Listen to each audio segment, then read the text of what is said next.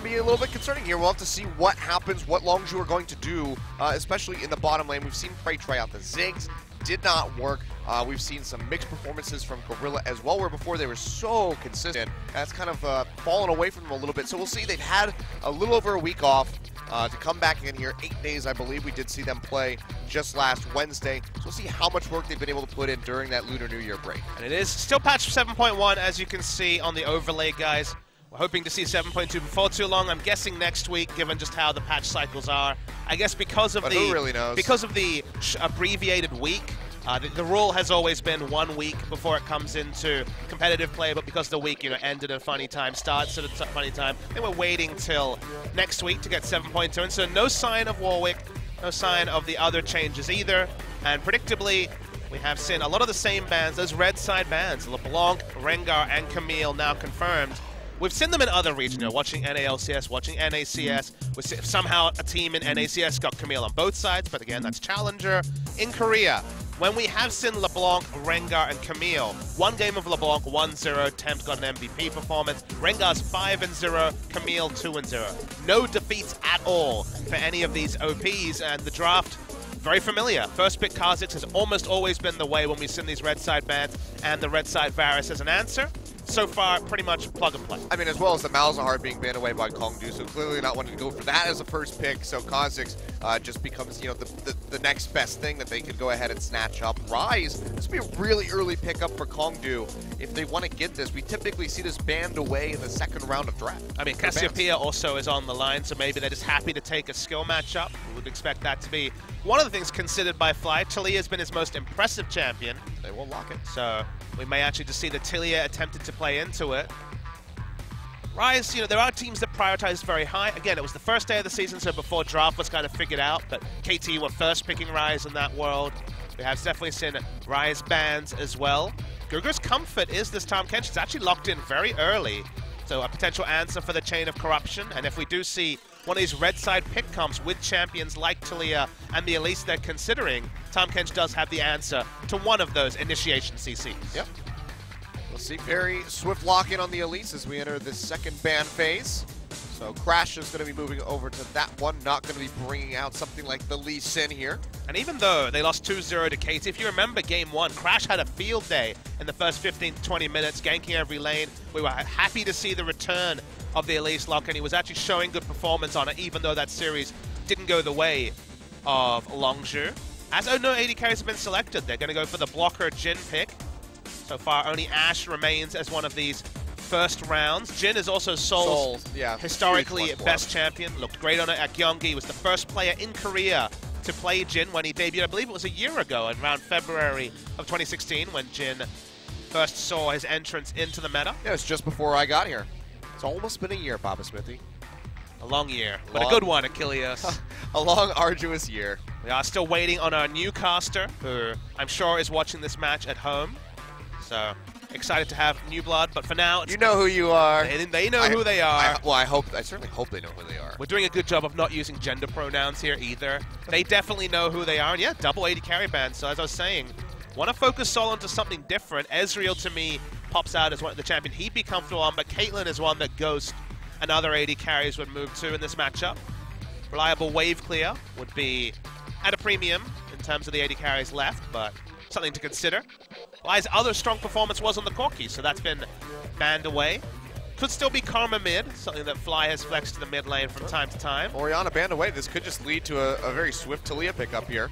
Clear or Cassiopeia? Oh, no. Here we go. This is something we've not seen for a little bit. Aurelion Sol locked in for Fly. And Fly has always been this mid laner who's champion, but was slightly left of center. He loved the Zillion mid and got other people to play that. His Aurelion Sol was also the most respected and feared one in the LCK, so cool to see it. I've not seen much. I mean, this is our second Aurelion Sol lock-in of the season from memory, but first one for Fly, so cool to see him bring that back. Expect a lot of roaming. Elise and the Aurelion Sol, if he can get out of lane and cause so much pressure on the side lanes, maybe we'll see Expression go for a riskier champion into what is almost assuredly going to be a Maokai lock-in for Roach. Also a happy birthday for yesterday, so belated happy birthday for Roach. Yeah. Turned 20, I believe. I can confirm that we have a form. No, actually turned 18. Oh. 2 days ago on the 31st More of of January. a baby than I thought. Got plenty of babies here. And okay, so they don't go for a carry on the top lane. They are just going to go for the Shen. However, suddenly, Aurelion Sol, if he can push out lane against the Rise, Aurelion Sol leaves lane, Shen riding in, the Elise as well for pressure. Super high pressure. Early comp here coming out, especially at level 6 from Longzhu. And for me, the focus is on Crash. He's had good games, had bad games. That's kind of his MO. Not a farming jungler, which was his style back in summer. If Crash gets out of lane, gets out into an early lead, and they also have the roaming pressure of an Aurelion Sol, the Shen coming in with the Stand United. Longzhu want to snowball and take this early. Had a great snowball start against KT. Couldn't stick the landing. Lower opposition today. Need to impress us. If Longzhu win 2-0, maybe we get some win back into the sales. Because for right now, people aren't looking at Longzhu as a contender for LCK Spring 2017. Yep, I mean, Fly, going back to this Aurelion Sol as well, gonna, keep looking to add some wins onto his board because he does have BDD sitting in the background, hungry to come in on that starting position in mid lane. So the pressure is on for him especially. We've seen some mixed performances with him throughout the season so far in their 3 matches. So we'll see if the Aurelion Sol is still as reliable as we saw it last season. I think it's gonna be. Fun matchup against the Rise, who will be able to pressure, especially early. It is going to be that Caitlyn didn't even mention it for Sol, so just matching line wave clear with line wave clear against Prey, but it's away from the comfort. The Jhin would have been the lock-in if not for the double AD ban on the red side in the second round. And spot matchup in general, you have to like Varus Karma against the Tahm Kench Caitlyn lane, but exciting. I want to get back into it. Finally, Korean League of Legends back, 8-day break, ready to launch into it. Should be a fun one. Ready to launch in, indeed. Wait no longer, Papa Smithy. Let's go ahead and get onto the Rift for Game 1 of this best of 3. Kongdoo Monster versus Longzhu Gaming.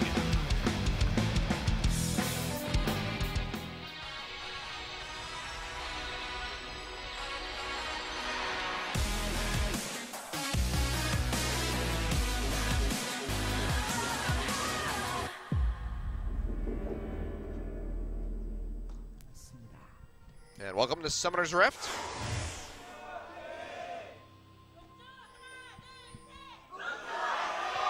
I'd say there's quite a few Longzhu fans here today, Papa Smithy. Yeah, this new lineup has got a lot of fans. Obviously, Prey and Gorilla, one of the most popular bot lanes in Korea. Looking over some of these keystones. Expression, well, it wasn't the carry champion I was looking for, but when you see further onto a Shen, you're looking for those early trades especially. Although the matchup has gone both ways, even in LCK this season, Shen with the Q-Max should actually win trades early. It should actually be a pretty good laning phase if he doesn't have to make too many map plays and fall behind in levels. Well, for now, just going to be starting things off nice and slow, but onus is going to be on Crash to create that pressure, as you mentioned. Had a field day versus KT Rolster, but it slipped through their hands.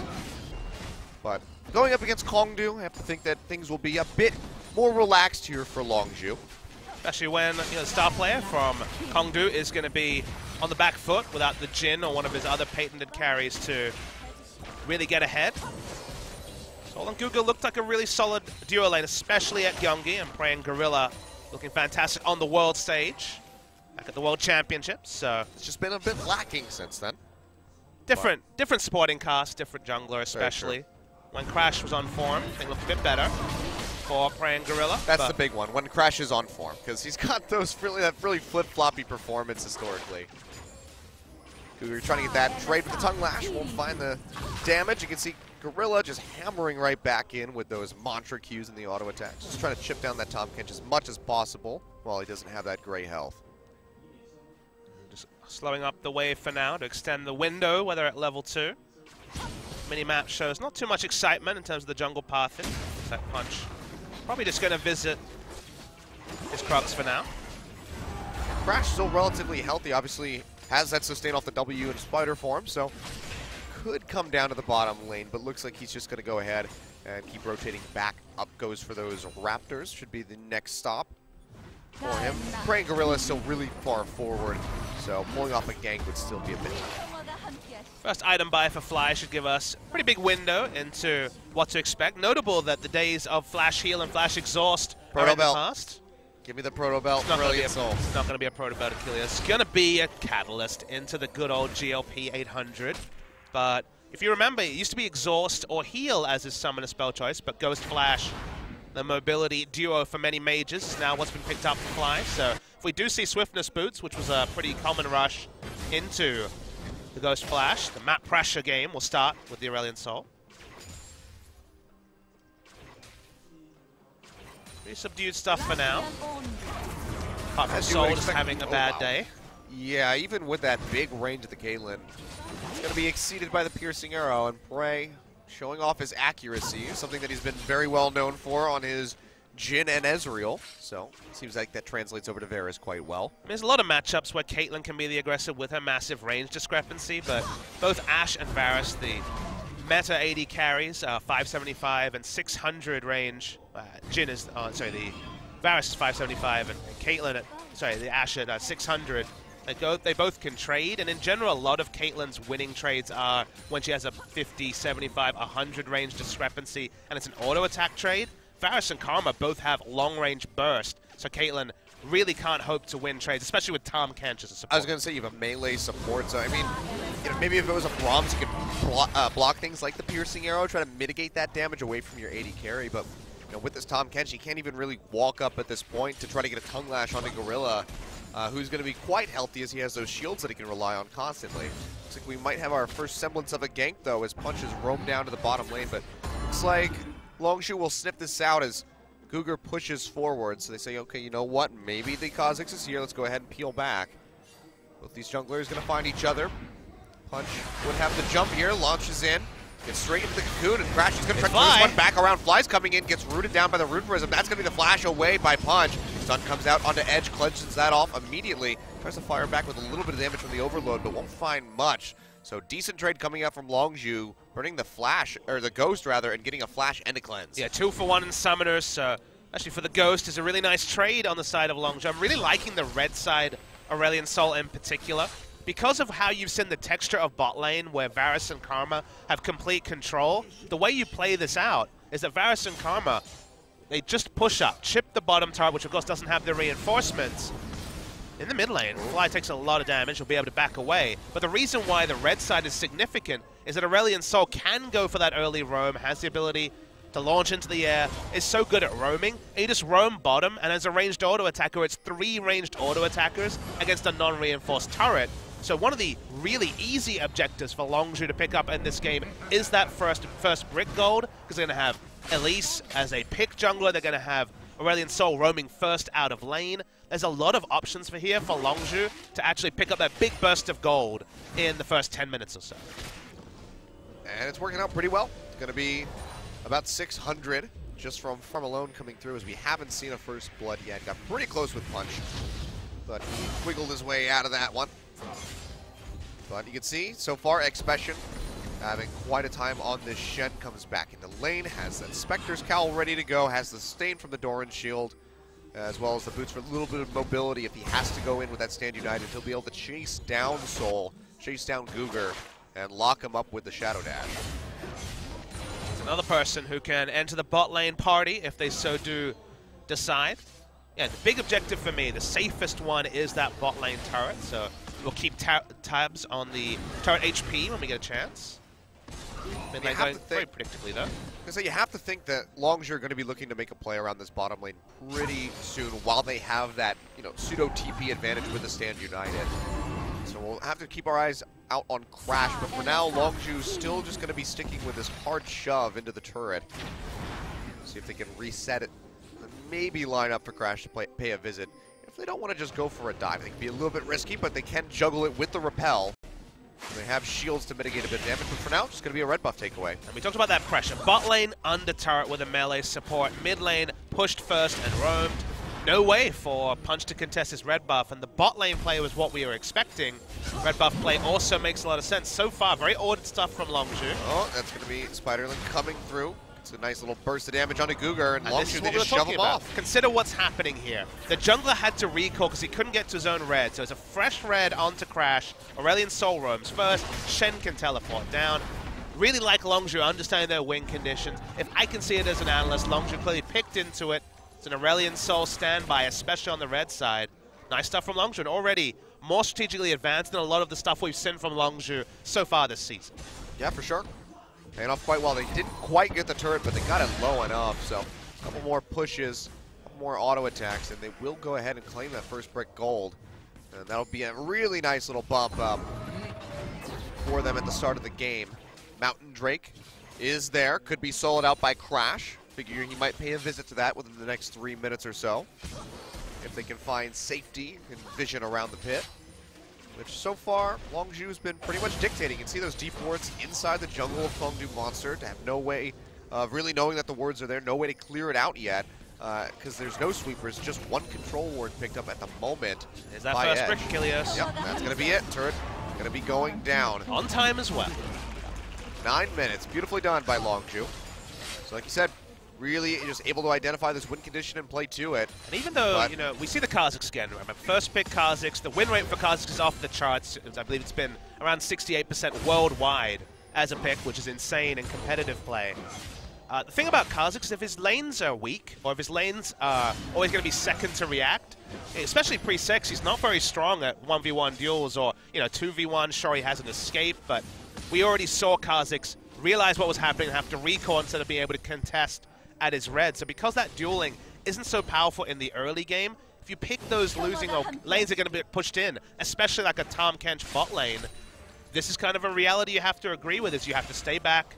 Sure, you eventually will be a relevant Kha'Zix in the mid game, but if the early game is weak, there's a potential that you miss your timings and don't have that same impact. So nice to see also an answer to a Kha'Zix pick that's been first pick without much thought for basically every draft in the last 2 weeks. Yeah, could just fall off before you really get any traction at all.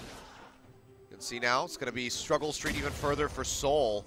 Comes back in, has that BF sword, picks up 2 daggers on this last recall, but it's going to be going up against that tier with the Caulfield's Warhammer and the serrated Dirk from Prey. So he's got plenty of damage, going to be stacking up for even more in the long run with that tier of the Goddess into the Manamune. And a Longzhu, they're going to be looking for more damage onto monsters and structures as they go ahead and pick up this first Mountain Drake. So only took them about 2 minutes. And they'll be able to go ahead and snatch this one up. No one from Kongdoo wanting to even mess with this take. They have vision, but because it's double control ward on that side, they know what the HP of the Drake is at, but they don't know where all the setup members are at. Karma was out of vision. They were ready to react if there was a collapse. You can't just go for a suicide Realm Warp from the Rise. You definitely will be punished, so Longzhu played around the bot side expertly so far, but they had a similar early start against KT and then just kind of fell off a cliff in terms of being able to translate early pressure into mid-game advantages, into late-game advantages. So far, so good. VOD review at this point, you're like, yep, we're good. Pat on the back. The next step, though, that's the one we'll have to track. Yep, getting the closeout going to be the most important part, but they are in a really good spot. As you can see, still just prioritizing really deep vision inside that bottom jungle. And now Prey going to be moving over into mid, help shove this up and maybe find themselves a second turret. Rumdown's coming in from Roach. They haven't spotted him yet. Special goes back to base. Has that Stand United ready to go. You have to expect he's going to pull the trigger on this one pretty soon. Fly gets jumped on. That's going to be Stand United coming through onto him. Still relatively healthy. Here comes Expression. Gets a Shadow Dash onto Roach, and they take him out. Kill picked up by Expression. First blood goes to Longzhu. And Kongdoo have to be faster on the rotation when they're against a Shen. Caitlyn was out of position. Soul slow to get to mid lane, so wasn't there for wave clear. Maokai basically gives up his life to buy time. So many ranged auto attackers, 4 ranged auto attackers and a Shen. Means that they're going to get a lot of chip damage in. Shen zoning as well. It's going to be 2 turrets super early. Yeah, 2 turrets in under 13 minutes. Longzhu, they just have their foot pressed against the accelerator at the moment. You can see just keeping the heat turned up against Kongdoo. And, you know, you get a lead like this very early. If they can just keep rolling with it, maybe knock down that tier 1 and top, Kongdoo aren't really going to be able to extend past their tier 2s. They won't be able to contest for many objectives or get vision to even know that a Baron's going down. One of the reasons you don't see Caitlyn, despite her laning strength in a 2v2 laning focused meta, is that the item build doesn't get there till 3 items. You know, 1 item, very weak, 2 items, decent with Infinity Edge and the Hurricane, but very expensive dual items. Consider the lineup. You'd be like, okay, in the late game, I'd take Maokai. I'd probably take Kha'Zix, at least isn't powerful in the late game. Ryze will scale. Caitlyn will scale. Tahm Kench scales very strong. the scaling isn't going to matter if they keep watching turrets being taken in front of their noses. And because they were denied those early spike champions, the Essence Reaver Hurricane champions like the Ashe, for example, or Jhin with a lethality build, even the Caitlyn isn't going to get a lot of work done and basically has to watch as objectives are taken away. So because the scaling isn't going to come in, we just got Rod of Ages complete at 13 minutes, Longzhu is so much more powerful across the board at 2 items that, Kongdoo has to hope that Longzhu loses takes their eye off the prize and makes some mistakes of their own, because otherwise all the power spikes working for Longzhu. Yeah. And I mean, the vision is also a major concern if they can't push forward and get vision. There's such a strong pick comp here from Longzhu. You have that, Chains of Corruption coming through. You have the Cocoon. You have the Shadow Dash that can lock them in. Hell, even the Tether from Gorilla can lock someone down long enough to get them. And Tom Kent, she's not going to be able to save you from all of those things. So it's going to be really tough for Kongdoo because they can't face check They're forcing anything. Something here. They're going to try to. It's just the Abyssal Voyage down to the bottom lane, but you can see Prey and Gorilla not really even scared. They just fire back with a couple arrows. Oh boy. Damage hit, but here comes Fly. He's pressing the go button to start floating his way down bot. Chain of Corruption connects onto Cougar, but he numbs up Punch and will spit him out to safety. Because the vision is so deep as well, they had a very good idea that the Abyssal Voyage was coming in. No benefit whatsoever there. Edge Crash though. DPSs him down. Probably can't solo him though. Gets him down to below half HP, but still a lot of damage coming through from Prey, just firing off those arrows time and time again. Chunks out Punch. Crash gonna stick around, just clear out that ward, but looks like that'll be the end of the aggression from both sides as long as you decides to peel out. Don't want to overstay their welcome. I really like that you mentioned the vision, Achilles, just because who on Kongdoo Monster is actually going to put wards down, given that Maokai is going to be splitting. Maokai's the only person who can actually walk up to a CC like the Cocoon, put down a ward and not die. Kha'Zix's one weakness is that very risky for him to ward, especially as a lot of Kha'Zix's don't get the evolved wings till level 16 now. So can be picked, is very squishy. No one can really walk up and put down wards, so anyone on Longzhu's side is roaming first, is putting down deep vision, and there's no one really on Kongdoo to answer that play, and then they get stifled out of their own resources. Yeah, I mean, you can't even try to pull the Maokai away to go in and face check for wards because this Tiamat build that comes through from Shen's, every time we see this matchup, he's just going to keep out-split pushing Roach this entire time, so Roach cannot leave the lane. Yeah, between the 2 items, the Spectre's Cal and the Tiamat, you'll both win trades and have a split push advantage, so gone are the days of Barmy's Cinder into Sunfire before the Tiamat, especially if you're not being harassed at all, which is, once you get the Spectre's Cal, laning phase, pretty comfortable for the Shen. Yeah. I mean, we saw how ready and willing Expression already was to dive underneath the turret with no armor items whatsoever, so he's going to be in a really good spot going up against Maokai. You can see just stretching that CS lead at the moment, about 20 up over top of his counterpart. And I'm just psyched to see the return of the Aurelion Sol from Fly. Talia, a champion he made a name on, looked good on that this season. Aurelion Sol, all-time 7-4 on that pick, and really a feared one. He was definitely the best Aurelion Sol player we had in Korea. There was a time when it was just Fly and Huhi, it felt like, across the world playing that Aurelion Sol. And Xiaohu played a couple of games, but those two were the most proficient. Gugu's first Abyssal Voyage didn't get much. He's still level 6. He hasn't even hit level 7 in the interim. They're going to try again. Yeah, a lot of members top. Coming in straight in underneath the turret. Roach already has the aggro. Expression, he goes low, gets a big triple Shadow Dash, but Ace in the hole comes through. Don't even need it. Roach is just going to pop with that Vengeful Maelstrom. And Kongdoo, they'll put a kill and a turret on the board. Let's see what they get, though, because clearly you can see the pings in bot lane. They'll look to try and trade. Speaking of trades, Edge doing decent damage, but I don't think he actually has the ability. I think they're going to lose this. Yeah, this is just the inside track that they have. Because you focused all the vision on bot, they'll get it first, but it looks like it will be answered cleanly. Does this turn into a base race, though? Fly's keeping Edge away so he can't, TP up to the top to try to continue with the push or go down bottom to try to clear out the wave. Looks like they're just going to let that wave shove in, and then Longzhu rotating up into the mid lane. So far, it's damage onto this. So far, it's won by Kongdoo because they got a kill and 2 turrets. And they also ended what was an awkward laning phase in bot. But this would be the difference if they can actually get this 3rd turret. Teleport coming very deep. 2 members of Kongdoo behind.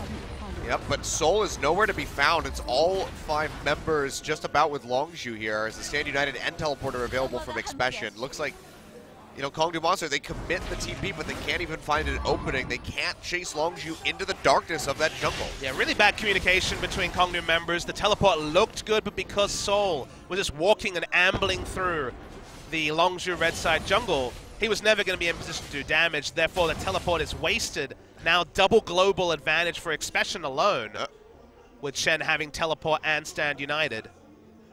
Trade markedly won by Longzhu, but I like what Kongdoo did. They were dealing with a situation where they're farming under an inner turret with a red side jungle they had no control over because Longzhu spent the greater part of 15 minutes warding up their red side. They ended that laning phase. They got 2 turrets. The bonus objective went to Longzhu, but the bonus objective often does go to the team that's ahead. Yeah. And I mean, that's just going to exacerbate things here. I mean, Longzhu have 2 Mountain Drakes now. Cloud Drake will be our 3rd, and we'll see spawn in just a little bit of time here. But bottom control of the map, that red side jungle, is pretty much all in the hands of Longzhu. At the moment, there's some good control wards there for Kongdoo, but I mean, they have 2 almost overlapping each other, one in the Raptor pit there. So a little bit awkwardly placed. But even so, once you go beyond that red pit, it's nothing but darkness. The big story for Kongdoo here is they need double control ward in their red side jungle, which, as you mentioned, is there. But they need to have one basically at their red and also in another choke so that there's space to farm basically where this Maokai is. Maokai is actually unsafe where he's farming on the map right now, but Varus is in vision in the top. They need to have safe farming at least in a vertical line around their red buff, because if they have to give up minion waves that push out past their red buff, they're going to lose out on significant amount of minions and fall behind on a scaling comp, which we mentioned needs farm, needs kills to get to the point where it can fight against Longzhu's. Well, unfortunately for them, that's really already started to happen. Still that 20 CS discrepancy in top lane. You can see an even larger one in bot. Prey has gotten 30+ CS over top of Soul, who just looks so uncomfortable on this Caitlyn at the moment. The KDAs haven't been great for Prey, but if you remember, his CSDs at 10, especially laning phase, has been good outside of one of those games against Deft. Yeah, he had the highest differential. He had a massive CSD. I think it was 32 after 2 series, which was insane. That wasn't even 2-1 series. Went down a little bit against Deft, but still had a good game 1 if game 2 struggled a bit. Expression has full Titanic Hydra, so he's against a Maokai who has no armor, so trade's going pretty well. Yeah, rushes that before getting the Spirit Visage. Just doesn't have to worry about that damage coming through at all. Won't work on armor of his own for a while, and again, against Caitlyn, who has a BF sword to her name for AD. Well, this Chain of Corruption's done out by Prey. Didn't connect on the Soul. They still chip him down a little bit, but it's going to delay them pushing in for this turret. Line of traps also not helping out very much for Longzhu. More trades between Fly and Edge. A lot of the nerfs were on the Celestial expansion, so killing people as the Aurelion Soul quickly without any allies. The solo kills very, very difficult for the mid lane Dragon. Yeah, mid lane matchup right now looking a bit like a wet noodle fight that we typically see in the top lane. I come back to the draft. I was already excited about the Aurelion Soul last pick, but Shen going Titanic Hydra and not building armor really is behooved, because against Maokai doesn't need the armor, and against Caitlyn, they forced the Caitlyn pick for line wave clear with the double ban on Jhin and Ashe. Suddenly, you don't need early armor. You're against a Caitlyn that doesn't really do damage till 3 items. So you're quite comfortable going Titanic Hydra, building magic resist, and not actually being squishy at all in team fights because Caitlyn's not doing damage yet. Well, things have been slowed down a little bit. See Longzhu, they don't want to slip up. That's where things get a little bit complicated, because you don't want to, misstep. You don't want to give a bit, any more gold back over to Kongdoo. But at the same time, when you have a lead like this, you want to be, continually applying that pressure to really expound on it and just snowball your lead as much as humanly possible. But you see that they've slowed things down, so that could be an opening for Kongdoo if they're able to play properly, but it still seems like they're scrambling a little bit. You can see Soul took that massive chunk of damage from Prey as he hit him in the face with the arrow. I think it's just a matter of time before we see that tier 1 turret knocked down in top. Yeah, Prey's actually missed his Chains of Corruption under turret twice. They're trying to translate their bot red side jungle control to top blue side jungle, and not quite as clean. You can see control ward is sticking so far from Kongdoo. They're also being able to come through the river, take out some control wards. They haven't been as clean controlling the blue side, because if they control the blue side, suddenly outer and inner turret in the top lane is so much more difficult to control. Fall back to Baron, feel good. That hasn't been done as well. So good stuff so far from Kongdoo in terms of holding ground, and that's more time to farm and more items on those carries. Yeah. Well, you mentioned that, but you can see the recalls had to come through from Sol and Guger. They're running their way back up, but there's no way they can clear this out in time unless they want to go for a massive play, which they do. Drone warp into the back line, but Edge gets locked down, immediately goes low, but Punch goes in, finds a kill onto Prey, the first one to fall in the fight. Fly roaming his way up, the Celestial expansion not yet thrown out there. It's going to be, but can't get in range of anybody. Expression arriving with the Stand United just wasn't enough to help keep Prey alive, so Longzhu actually don't get the turret and they lose their AD carry. Yeah, the turret falling low actually was a bait in the end. Nice realm warp from Guger. It's been 5-6 minutes where Longzhu haven't been able to get that extra objective, and now Kongdoo, for a second time, pick up a kill. They won't get any turrets because they already took the top 2 turrets in the trade for the bottom mid lane turrets 5 minutes ago. This is what can happen. A low turret is sometimes a bait where you defend it and you get turret dive. This is the reverse, where a low health turret, they're in position for the Abyssal Voyage. Prey is killed through Stand United and also shielding from Gorilla. So a lot of good focus fire on that fast roam. Fly's not in position. Was a 4v4 that Longzhu couldn't win. And the game continues to be extended by Kongdoo Monster. Yeah. It was looking really good at the start there for Longzhu as they chunked out Edge when he came into the Realm Warp, but was able to get himself out to safety, making use of that cleanse and flash combo to just eject himself from the fight. And Prey ends up paying the ultimate price. They'll keep the waves crashing into the turret, but they don't really want to push forward to try to knock it down manually yet. I want to note that Prey has gone for the caster build. Back to the Mana Moon, no Essence Reaver. That means that the team fight damage will be lower, poke will be stronger, but they were playing a rotation poke game. You understand why the item build was elected for. But when they start to take these turrets, and if they haven't closed the game at the speed they wanted to, we will reach a point where Varus doesn't do damage to the Maokai especially. And that's probably the point where Sol, you know, he's going for the traditional AD carry build that no other champion really has the breathing room to build anymore, apart from a couple of Ashe players that skip over the Essence Reaver. Longzhu need to continue to hit those timings because 2 items are now in for Kongdoo. The 3rd item is in and the gold lead is still sub 5k. Things start to look pretty good for Kongdoo Monster. We've already seen some pretty substantial comebacks. Jin Air almost pulled one off against Longzhu in their series. For now, looks like we might just say, yep, it's going to be the Dragon started up. Prey, he'll go low as he doesn't have any lifesteal yet. And that's going to be the swoop in from Crash. So they go ahead, they put a 3rd Dragon on the board, and that's where the Elder Dragon starts becoming a big concern if you're Kongdoo. And what I want to see from Longzhu is, again, love the draft, love the early game. What they need to realize now is to play to their win condition, which is sieging, which they now have double mountain rate to buff up, but also send in your members. We already talked about how difficult it is for Kongdoo to clear vision, to place vision. Send 2, 3 members into that blue side jungle, clear out the control wards, put advanced vision down, and you have double mountain Drake to turn on to Baron if the inner turrets prove too difficult. So all the setups, barring Expression in the bot lane, need to be around the blue side of Kongdoo, and Kongdoo do have the struggles to wave clear quickly and counter that vision. So if Longzhu can control the vision game on this blue side of Kongdoo Monster, that's what they need. That's what they really need to be shooting for. If they can't, and they just end up passing over minion waves, trading farm between a caster Varus and a traditional build Caitlyn, that's where they really fall behind.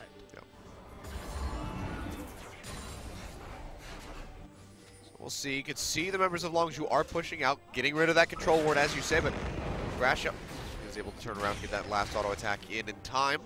So 1-man invade 2 there by the Elites. Doesn't have any backup, didn't have the karma even for movement speed, so gets the minimum, which is the first control ward, but we know there's a second one, which was just now replaced. They'll get rid of a little bit more vision, so at the moment, Longzhu, they have the outskirts of this jungle warded. The very entrances taken care of, but they can't get any real deep vision. Cocoon's going to go wide as Punch desperately tries to clear out that ward. He's going to have to abandon it, though, as he gets knocked down to about half HP. Longzhu need to make the big balls call, Achilles. They need to actually go in deep because consider what they have. They have level 16 Shen. They have Aurelion Sol who can fly in with CC. they can basically bait a fight around a control ward and initiate on the blue side. If they just end up trading and don't get any further advantages, then they're just losing all the momentum they built. So this is the safe play, but they need to make the decisive play, which is what we're waiting for. I mean, but they just need to go in as a unit. They have to, you know, be ready for Expression. He has to be ready to pull the trigger on that Stand United. As we learned from Deficio, if you go in deep, you need protection. Good old Deficio. Hopefully he's watching somewhere in Europe, probably in Germany. I would imagine Guger. there's only really one place that he'd be watching from. Guger, though, does go low. Mantra Q won't connect, but even then wouldn't have been enough to take him out. He blows the flash, so that's potential. Oh, wow. It's a potential chase summoner that he could use to really stick on top of somebody, get a Devour, but turns out Longzhu still do a lot of damage. It might actually be Bloodthirst to third from Sol. He notices that it's only the Sunfire from Shen, nothing else. Mr. Voyage is pretty aggressive given the hello, game. Guger. You have no flash, no way to get out of here. No. Pops the shield, but it doesn't even matter. He goes down. TP comes through from Expression, still has the Stand United. And with him out of the way, Longzhu say, well, screw it, let's start up the Baron. That's an individual mistake as well as, wow, I guess just a random poke caught the Kha'Zix. Yeah, and now no Smite available to try to steal this one.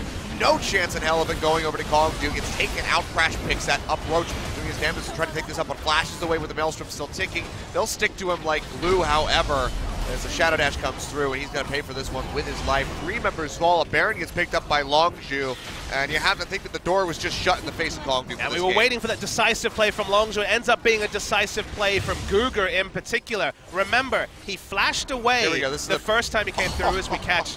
Well, that was a max range Q from the Vesper. Remember, Guger flashed away the first time he faced it. He then ulted in with no flash into a Varus who just killed him the second time around. And then all the rest of this crossfire comes because Guger donated over first his flash, then his life.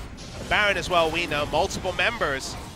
I thought it was going to have to be Longzhu making the big initiation. Ended up being Kongdoo handing them the game and the control on a silver platter. Just filtering in one by one. And poor Punch trying to get off the ground, but that piercing arrow clips his wings and he falls flat. Yeah. Big mechanical, big macro mistake, I should say, from Kongdoo. Game 2 of their first series, actually, they showed this as well when they were doing very well against, I believe it was MVP, or I might be missing, no, against the Rocks Tigers, and then in Game 2, dived too strong when they were massively ahead, threw away the momentum. They didn't have a lead here to throw away, and now they find themselves 7,000 behind against Baron, against Double Mountain Drake, and a very powerful poke comp from Longzhu. And yeah, even though Maokai's hitting his items, the timings are coming through from Kongdoo. It might be too little too late. I mean, you also have to, take into consideration this third Mountain Drake that's about to be spawning in less than a minute. And with no vision around that pit, and now with Roach getting caught out, you have to expect that could very easily go over to Longzhu. If they even really need it, if they can't just end it on, one big push right here. Soul, eats the Voice of Light straight into lockdown from the rest of the members of Longzhu, and Prey finishes them off over the wall. That is going to be a lot of the safe wave clear going away from the side of Kongdoo Monster. They'll lose their first inhibitor here at 31.5 minutes. And Longzhu, they might just be looking to end the game. Yeah, the catch there onto the AD carry was massive. Soul has not looked the same on the Caitlyn compared to his Jhin and Ashe performances. Should be the game ending. That's going to be the first Nexus turret. Again, they get the second one. Edge, if he can lock somebody down, still could potentially burst Prey down to half HP, something like that. I don't know. Roach goes in, though. Trying to lock someone down as long as he can. He's going to die. That's the GA available for him. He'll come back up. Edge almost falls to that piercing arrow. He'll be able to make it out in time. Guger comes up with the Devourer, but just going to hand a double kill over to Fly in the long run. And yep, that's going to be the game. Here's the last Nexus turret falls. Soul not able to do anything. Coon lands on the Edge, flashes into the fountain. He can't get out. And in just under 33 minutes, Longzhu, they keep the ball rolling throughout. Had a bit of a slow little bit in the mid-game, but they turn up the heat yet again. They close it out very cleanly against Kongdoo Monster. The grand return of the LCK from the Lunar New Year wasn't a bloody game, only 9 kills in 33 odd minutes, but it was a good one in multiple different ways from Longzhu. Like the draft, like the use of red side, the Aurelion Soul opened up the roams for the very early first brick.